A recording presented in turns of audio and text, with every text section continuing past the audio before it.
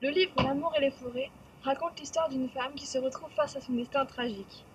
Le livre d'Éric Renard nous emporte dans l'histoire d'une vie héroïque sur l'émancipation féminine.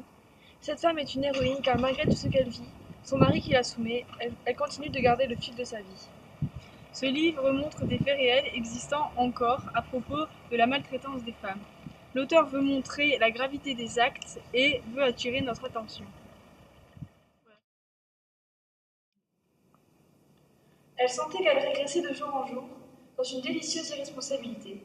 Enfin, elle lâchait prise, et pour la première fois de toute son existence, elle se laissait sombrer au plus profond d'elle-même, avec délectation, sans avoir peur d'abandonner la réalité à son triste sort.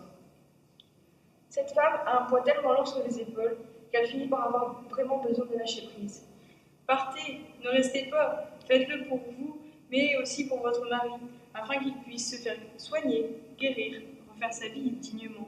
Cette citation montre que l'auteur donne des conseils au personnage pour qu'elle soit enfin heureuse, qu'elle refasse sa vie sans penser à son mari. Ce livre m'a beaucoup plu et m'a aussi ému, car cette femme vit des choses horribles, mais elle se bat jusqu'à son dernier souffle.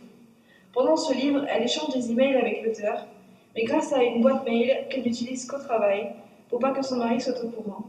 Elle en vient même à s'acheter un téléphone que son mari ne connaît pas. Il lui a demandé ce que c'était ce téléphone inconnu, à qui il appartenait et qu'est-ce qu'il faisait là. S'est ensuivie une crise de rage phénoménale. Il l'avait repoussé violemment contre un mur, son front saigné. On retrouve dans ses phrases la violence du mari à l'égard de cette femme. En franchissant le seuil de sa maison, elle avait prié son mari de bien vouloir différer de quelques minutes l'accablant déferlement de ses questions, de ses reproches et de ses hurlements. Il faut d'abord que je m'occupe des enfants. Nos histoires ne les regardent pas, après on parlera autant que tu veux. De sorte qu'elles deux pouvaient l'entendre frapper les murs, articuler entre ses dents de menaçantes lamentations, hurler des claires insultes, parfois suivies d'une chute d'objets, tandis qu'elles se parlaient réfugiées dans la salle à manger. Ce qui m'a rendu triste en lisant L'amour et les forêts, c'est qu'on puisse autant faire de mal à une femme. Celle-ci se ne laissera pas faire car elle a beaucoup de courage et de fierté en elle.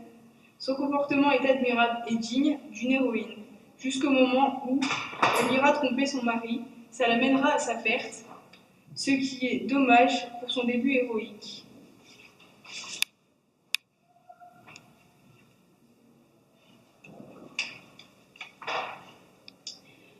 Depuis quand, Bénédicte, je répète ma question, me trompes-tu? Et avec qui? J'exige son nom, je vais finir par m'énerver, pour de bon.